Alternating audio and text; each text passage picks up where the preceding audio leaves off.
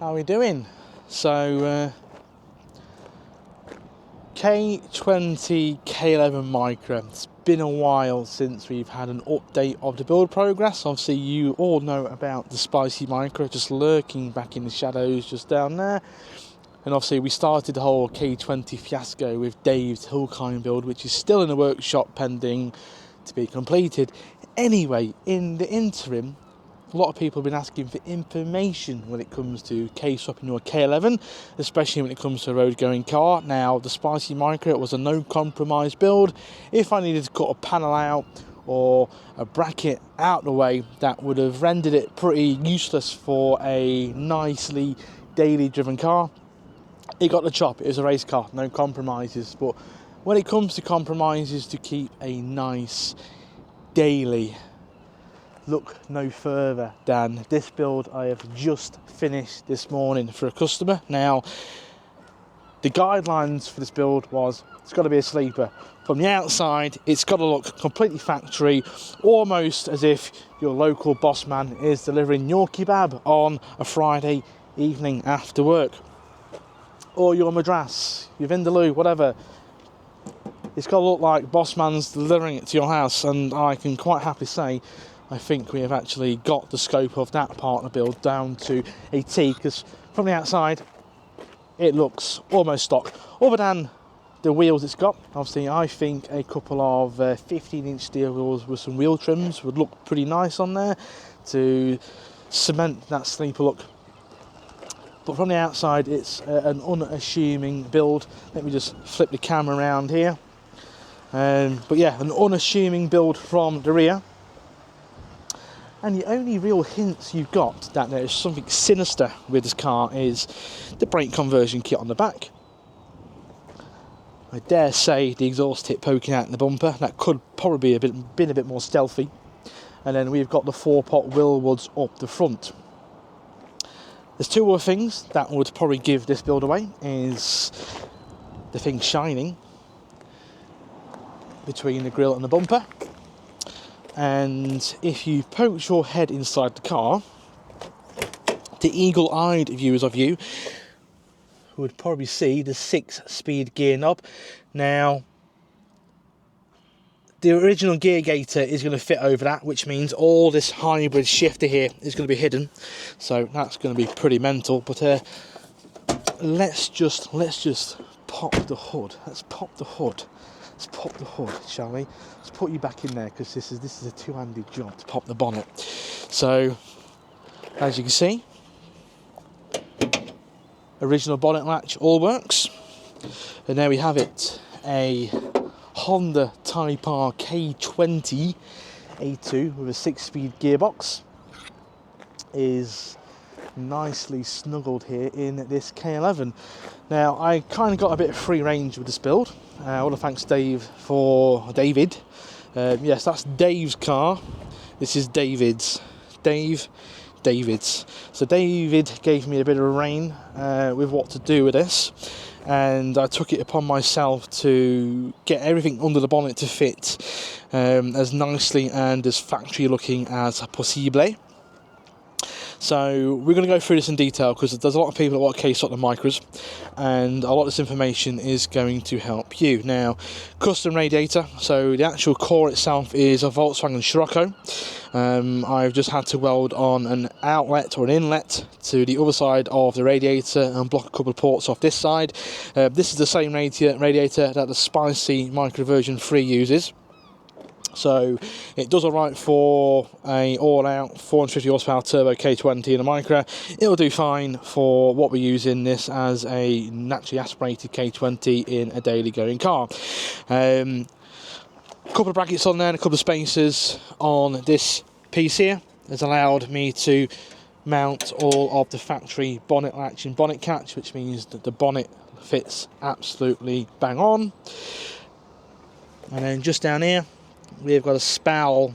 I'm pretty sure it's a 10-inch slimline fan. It could be a 12-inch, but I'm almost certain it's a 10 spowl fan, and that fits lovely down there. And we've got ample clearance to the clutch slave. And then, unfortunately, without spending days and weeks in a scrapyard to find the perfect coolant hoses. We've actually got a couple of 90, I think it's 135 degree and a 90 degree silicone bend there to make up the bottom radiator hose with a join in between. It really isn't the way I would have liked to have done it, but again, like I just said, without spending days and days going through scrapyards finding that one perfect car which has got the one perfect hose we needed, it'd be virtually impossible. And the same goes for the top radiator hose, a couple of 45s with a joiner in there. Again, we probably could have, if I had more time, I could have made, because they're 32mm coolant hoses, so I could have made a couple of slugs with some stainless steel tube, and I probably could have sent them to a silicone hose manufacturer, JS Performance. They make custom hoses, and I probably could have got them made as a one-piece hose, but that's something that we can maybe look to in the future. But this is going to do perfectly fine. It's not the nicest thing to do, but again, I think I'm better explaining myself now before the people in the comments going, oh, it looks shit, blah blah blah. Anyway, engine itself is a K20A2, so EP3, and this is the K20A2 inlet manifold. Now, we've had to trim this part of the panel here now, and we've got maybe 10mm clearance in between there and the inlet manifold, but I reckon that anything other than the A2 inlet manifold, I think you're going to struggle to get this panel back in. Now, it's not the end of the world. It just means if you wanted to use like a skunk 2 intake, you're probably going to have to put a couple of bonnet pins here and there and then sack this bar off, which then actually gives you a bit more freedom when it comes to the radiator. So again, we're trying to keep sleeper, we're trying to keep everything nice and tucked in. Intake is a 3-inch stainless tube which I've had powder coated in satin black, again to give it that nice OEM appearance. The battery tray, you could probably just sort of see down here. We've cut about an inch off the edge of this battery tray to clear the upper shifter arm, and then there's a couple of 1/2-inch spaces this side to basically level out the battery tray, and then there's an M6 bolt that goes through into the engine mount that you weld in as part of the kit, and then that means the OEM size battery fits. Now, I did go down a bit of a rabbit hole with this to begin with, and I did try and put a slimline battery in there, and it just wasn't going to look nice, so slept on it, come back in the following morning, and then realised, because my worry was by raising it that high is that the terminals were going to be too close to the top of the bonnet, or the underside of the bonnet, sorry, and I can get my thumb in between the terminal and the bonnet, so there's that much clearance on there. So by the time you've got your terminal on there and you've got your cap on there, you've got plenty of clearance, so nothing to worry about. Fuel system, the K20A2 uses a returner system, especially on this engine. I believe on some cars the K-Series they use a return to tank, but A2 uses returnless. We've opted to retain the return system on this, so we've got a AEM fuel pressure regulator there, we've got a T7 design fuel rail, and then obviously all the hoses go down there, and then they go back down to the OEM position just down this corner here. Going back to the coolant system, is originally David supplied a T7 design, lovely, nicely machined billet piece for the coolant neck. But unfortunately, it meant the coolant neck would have been down here somewhere because of how it was going to work. So what we did up in the end is the same what we did on mine, is we bought a cheap Chinese machined water housing, and I've welded on this filler neck here, and that brings the filler neck here. It's in a nice lovely location, nicely accessible. And then we've got the overflow hose, which then uses the factory K11 overflow bottle over there. Retaining the battery tray means we've been able to retain all of the fuses. Now, all of these fuses are to do with the bodily functions. So you can see here, you've got your headlamp, your radiator fan, your windows, ABS module, which isn't on this. And then you've also got some body electrics in here as well, and these are all powered by these plugs here. So by keeping the battery tray in, because all these have got to stay in theory, unless David is going to rewire all that when he takes it away to rewire it. But I think that's a nice little touch as well. Keeps it all nice OEM, all accessible, etc. Clutch pedal. Obviously the K series is a 6-speed hydraulically clutch operated gearbox. So this is I've actually changed it a couple of times. So this is the current master cylinder I'm using on this. It's a bit of an experiment, mainly because it's got the reservoir as part of it, so it makes it a nice tight package. And I believe that is, and this is an X-Trail 2.2. I'll have to confirm. If you want to know, let me know. But yeah, pedal wise, N16 Almira, which were the pedals actually a bit too short. Mine uses a P12 Primera clutch pedal, and I just couldn't find any, and no breaker was willing to remove it from the car. So I found an N16 Almira one. The guy was willing to remove it from the car, and then it was 40mm too short to be in line with the brake pedal. If anything, 35mm I think would have been about right. If I'm being really picky, I think the clutch pedal hangs a bit low for my liking, but it works. That's the main thing, and we can adapt it if David doesn't like it in the future. Brake system, the usual Land Rover TDI 200 brake master, and then I've just swapped over the K11 factory reservoir on there because it just looks nicer in my opinion. The brake lines, 2 new brake lines. So with this particular brake master, you can get both front pipes just tweaked ever so slightly to fit into the relevant positions, and then you just need to make 2 lines for the rear from this side of the master, that side of the master to the rear, and then there's a breakout block just down here underneath the air filter. So you've not got to make the lines all the way to the back, you've literally just got to go across the firewall to there. Now the brake lines aren't the prettiest. I haven't got the tooling to make all this, so I've got someone to make these for me. If I'm being really picky, I'd like them to be a bit more neater, but it is what it is. Again, that's something we can revise at a later date if we need to, if David's not happy with that. But it works. We've got all the brakes split up. Now, the reason for the bigger master cylinder is the 4 pots on the back, and obviously the brake conversion on the back. Obviously, the cylinders are larger than the factory Nissan items, so we need a larger master cylinder to push a larger volume of fluid to all the braking systems. Power steering. So David wanted to retain the power steering. Definitely a fan of power steering. E-Pass was out of the question because the E-Pass column in the Spicy Micra, again, no compromised. I cut the dashboard with an inch its life, got it in there. I essentially just put the pump in there and then started bolting bars to it to make it fit. With this wanting to be a nice daily car, we wanted to retain the dashboard. So inside here is nice and hunky-dory. So what we've got is, I'm not sure if we're going to see it, is just down here, you can probably sort of see it peeking down the bottom there, is a Mark IV Astra, so Mark IV Vauxhall Astra power steering pump. The exact same pump that Bosch charged you £1,000 for, because that's what they fit into the Porsche GT3 Cup cars, and these are about 60-70 quid off eBay. And then 2 hydraulic hoses, obviously you've got the high pressure side. I brought in a local hydraulic specialist to make me a pipe. Not overly happy with it. Again, David's all well aware of this.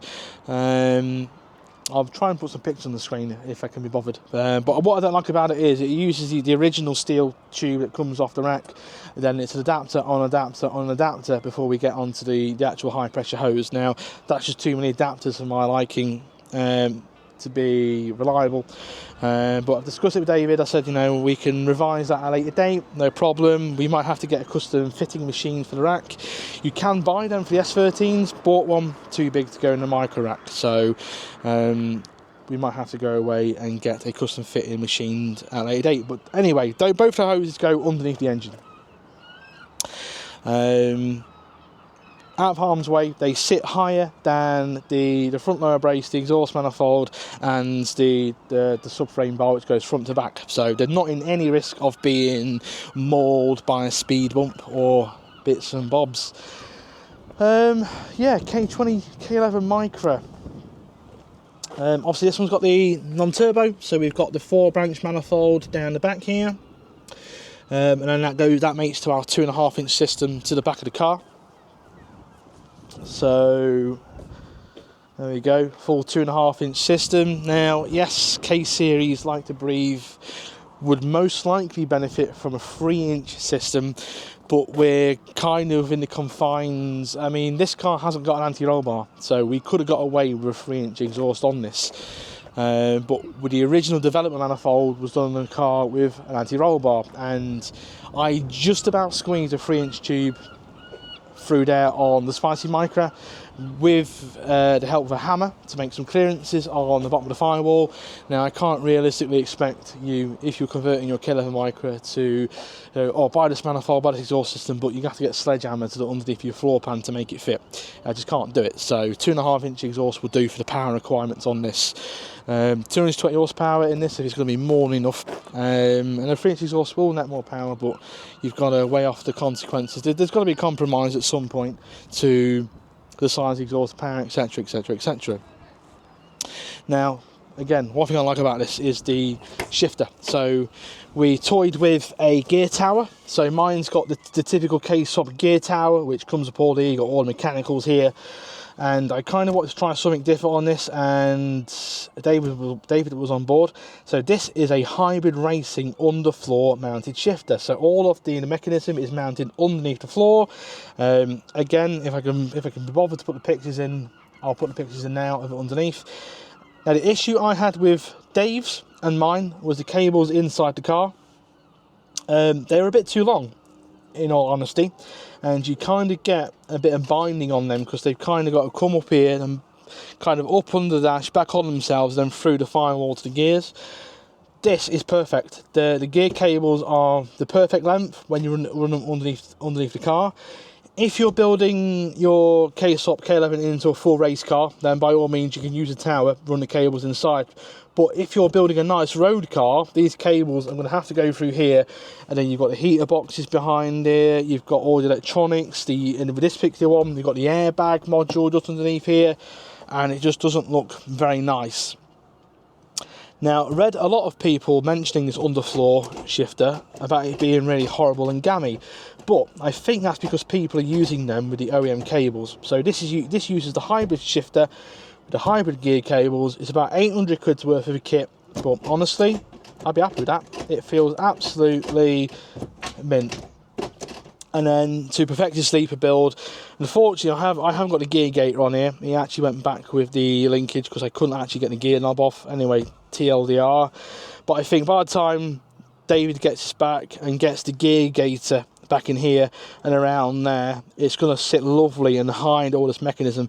And again, all you're going to see is this 6-speed gear knob, which is the gear knob that I saved from the FN2 that I took the engine out of for the Spicy Micra. So it's nice that that's got a home, and I think it's pretty funky having a gear knob which shows 6 gears inside of your K11 Micra.